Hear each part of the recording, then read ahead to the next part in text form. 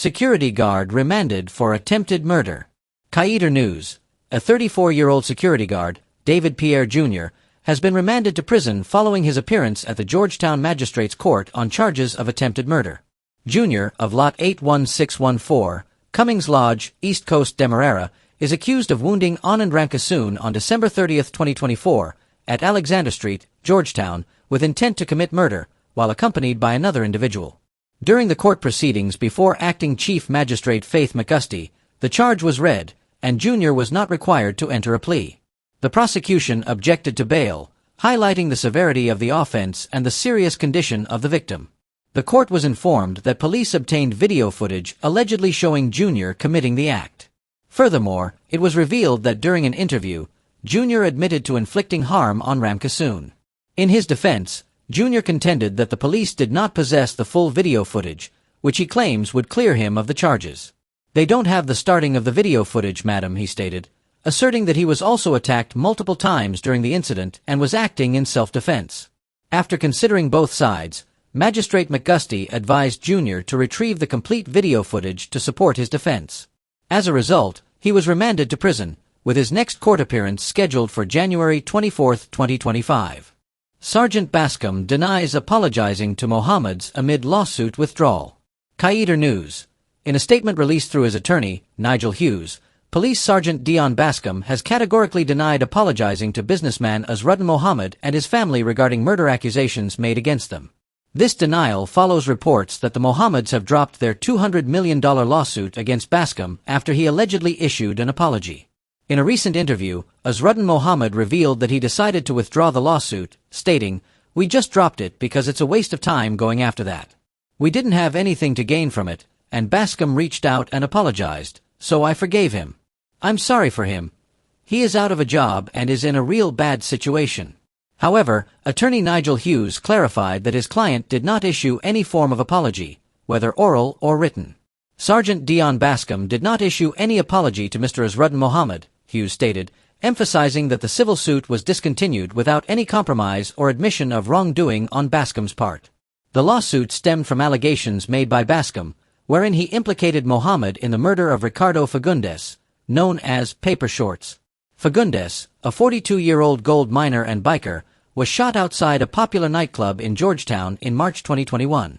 Mohammed's attorney, Naresh Punai, had filed a lawsuit seeking over $100 million in damages for defamation, alongside punitive damages and a mandatory injunction to prevent Bascom from further disseminating defamatory content.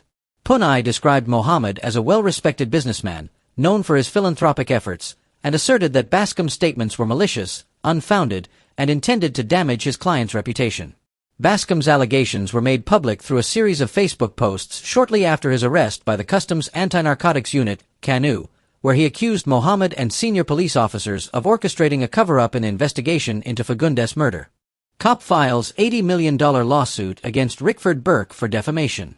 Guyana Times. Assistant Superintendent of Police Rodwell Sarebo has filed a lawsuit seeking damages exceeding $80 million for defamatory statements made by overseas-based Guyanese Rickford Burke on social media. The lawsuit was filed earlier this week in the High Court. The lawsuit alleges that Burke made false and damaging remarks that have significantly harmed Sarebo's reputation, including serious accusations of torture, murder, and conspiracy to obstruct justice.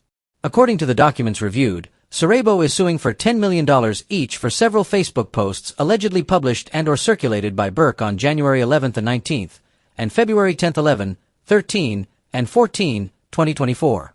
In addition to seeking monetary damages, Sarebo has requested a permanent injunction restraining Burke and his associates from posting or sharing any further defamatory statements regarding him. He is also seeking an order to compel Burke to remove the posts published on the specified dates. Sarebo's legal team contends that the damages sought are intended to compensate for the long-term reputational harm and financial losses caused by Burke's statements, which they describe as unfounded and malicious. The statements imply that Sarebo is a corrupt officer, influenced by executive members to harass citizens, and guilty of conduct violating the laws of Guyana. This legal action comes in light of previous issues involving Burke, who has faced scrutiny from the chambers of the Attorney General of Guyana regarding his alleged offenses on social media. There are also ongoing allegations of Burke's involvement in an extortion conspiracy targeting local businessman Afraz Mohammed, alongside other individuals charged with similar offenses. Sarebo's lawyers are advocating for justice, emphasizing the serious implications of Burke's statements on the integrity of law enforcement in Guyana. Unemployed man jailed for armed robbery.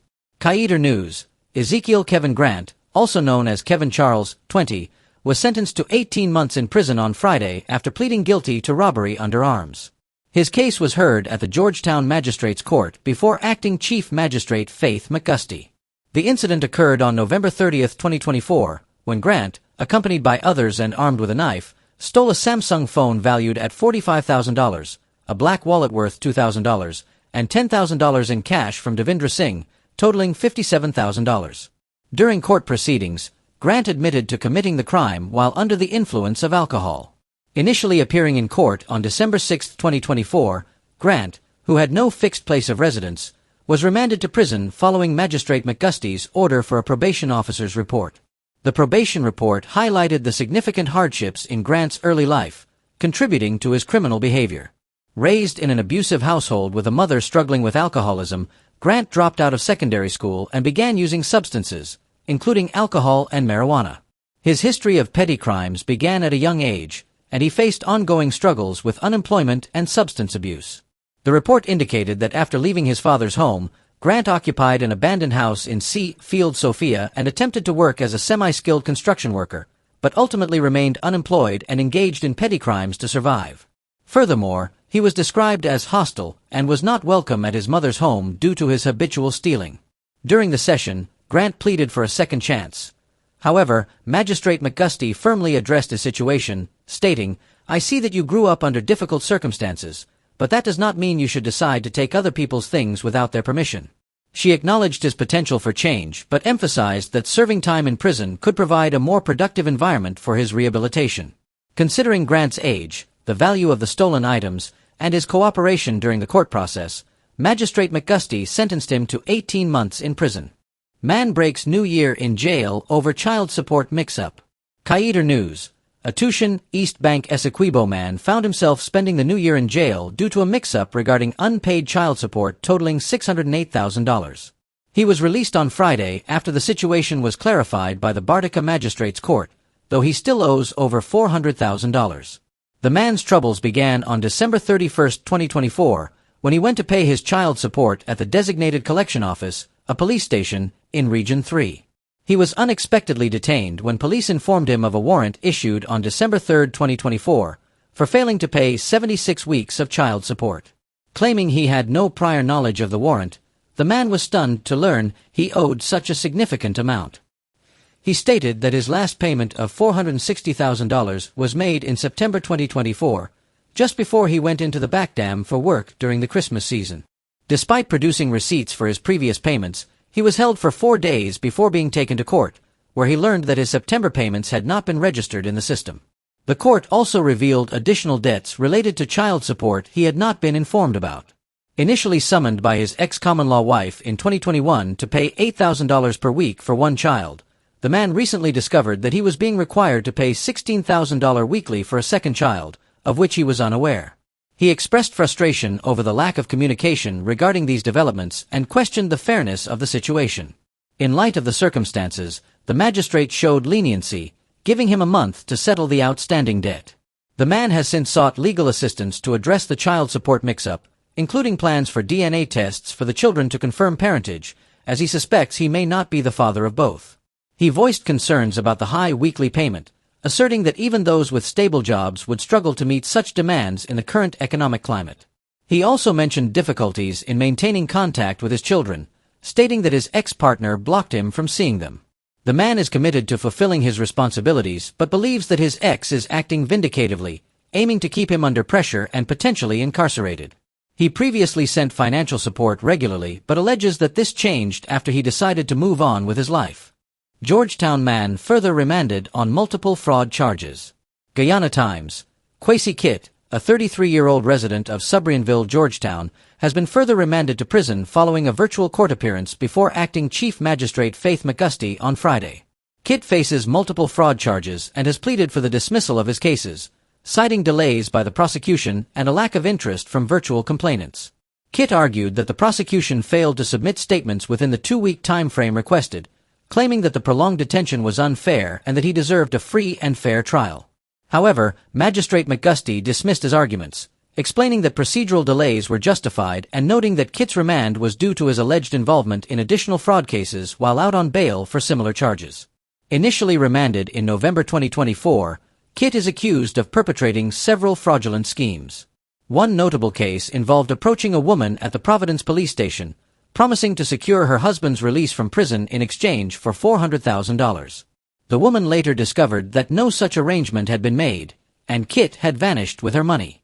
In another instance, he allegedly convinced Khalil Buell to part with $1.9 million, claiming he could expedite the acquisition of a government plot of land, but failed to deliver after receiving the payment. Kit is also accused of defrauding Desi Hilleman of $1 million by promising to facilitate the purchase of raw gold, only to cease communication and fail to provide either the gold or a refund. During the November hearing, Chief Magistrate McGusty denied Kit bail, citing the seriousness of the charges and his history of repeated fraudulent behavior while on bail, which demonstrated a disregard for the law. Kit had expressed concerns about his safety in prison, but the Chief Magistrate assured him of adequate protection. At Friday's hearing, Kit reiterated his belief that the prosecution's delays were an attempt to stall the trial. He has been informed that his next court date is scheduled for January 17, 2025. Kit had previously appeared before Senior Magistrate Laron Daly in August 2023 to address several charges related to obtaining money by false pretenses. Opposition leader urges GECOM to implement fingerprint biometrics for elections 2025. News source Guyana, the opposition People's National Congress Reform, PNC Reform, has called on the Guyana Elections Commission, GECOM, to expedite the examination of implementing fingerprint biometrics for the upcoming general and regional elections scheduled for this year. Opposition leader Aubrey Norton addressed reporters today, emphasizing that it has been 2 months since GECOM received a feasibility study from Chief Election Officer Vishnu Persad regarding the use of electronic fingerprint biometrics for voter registration and voting. According to Mr. Norton, the study concluded that adopting biometric technology would enhance safeguards against voter impersonation, multiple voting, and electoral manipulation. He stated, "There is no reason why we shouldn't get biometrics. If Ghana can register 17 million people in under 2 months, why can't Guyana do it with 750,000? The only reason might be the incompetence of the government. If they provide GECOM with the necessary resources and allow it to operate independently, they can successfully implement biometrics with assistance from overseas specialists." Norton further asserted that the chairperson of GECOM, Claudette Singh, has an obligation to ensure free and fair elections and to lay the groundwork for that process. He noted that the government's success in registering hundreds of thousands of citizens quickly for cash grants indicates that a similar approach could be taken for elections. He suggested that the implementation timeline could be expedited without compromising quality by conducting processes in parallel. This includes training staff alongside public education initiatives, purchasing a large volume of biometric kits, and employing a substantial number of field staff. He stated that costs should not be a barrier, as the production and distribution of new ID cards could take place after the elections. With the clock ticking closer to general elections, it is imperative that the Elections Commission urgently decides on the way forward, Mr. Norton concluded. Government developing new national housing policy. The Ministry of Housing and Water is in the process of formulating a comprehensive national housing policy aimed at ensuring that every Guyanese family has access to homeownership. This commitment was announced by Minister of Housing and Water, Colin Crowell, during the ministry's end-of-year press conference on Friday. Minister Crowell stated, "This is to ensure that we can raise the standard of living for our people. The housing policy is designed to provide safe, affordable, and adequate housing in communities equipped with the necessary infrastructure." A consultant is currently drafting the new housing policy, which is expected to be submitted to the ministry next week. Following this, it will be presented to the cabinet for approval. Once we have that approval to move forward, the policy will be adopted at the parliamentary level, he added. The comprehensive housing policy will include a review of existing programs, policies, and processes implemented by the Central Housing and Planning Authority, CHPA. Stakeholder consultations have already taken place, and feedback along with needs assessments is being compiled to inform the policy's development. Additionally, the government is advancing a key initiative known as the Strategy for Informal Settlement Upgrading and Prevention. This initiative aims to regularize informal settlements and curb squatting throughout the country. The first phase of this plan has been completed and is set to be presented to the cabinet this month. This initial phase involved a thorough analysis, with plans to pilot the strategy in Region 3 before expanding it to other regions. A consultant is working alongside the ministry to finalize this policy, ensuring a comprehensive approach to housing in Guyana. President Ali encourages youth to embrace modern farming practices. President Dr. Mohammed Irfan Ali expressed his admiration for the innovative hydroponics technology utilized at CV Farm located at Kufi Coker Dam, Friendship, East Bank Demerara. During an unscheduled visit on Friday, he commended the farm's owner for pioneering a remarkable agricultural project that cultivates high-value herbs and vegetables. President Ali emphasized that the fully automated farm exemplifies Guyana's potential for advanced agricultural practices, particularly in leveraging technology to revolutionize food production. We will further support this. This is exactly what we wanted, he stated. Highlighting the progress made by his administration over the past 4 years to enhance productivity and diversify crop production, President Ali affirmed the government's commitment to providing the necessary resources to strengthen Guyana's agricultural sector. He views agriculture as a critical driver of national growth. Recognizing the significance of agricultural innovation, the President noted the potential for collaboration with experienced agriculturists who can train young people in modern techniques. Training sessions are available through the Ministry of Agriculture's National Agricultural Research and Extension Institute, NARI. The government is actively promoting the adoption of state-of-the-art technology to modernize the agricultural system, boost food production, and ensure food security. This initiative aims to reduce the high cost of food imports both locally and throughout the Caribbean. Among the advantages of hydroponics farming are a soil-free controlled environment, year-round cultivation, optimized nutrient delivery, space efficiency, reduced pest and disease infestations, faster harvest cycles, and water conservation. In March 2024, the Guyana School of Agriculture, GSA, received a pioneering greenhouse housing hydroponics and aquaculture facilities from Global Affairs Canada, GAC. This facility is set to impart knowledge on climate-resilient agricultural production, ensuring sustainable food security while creating job opportunities.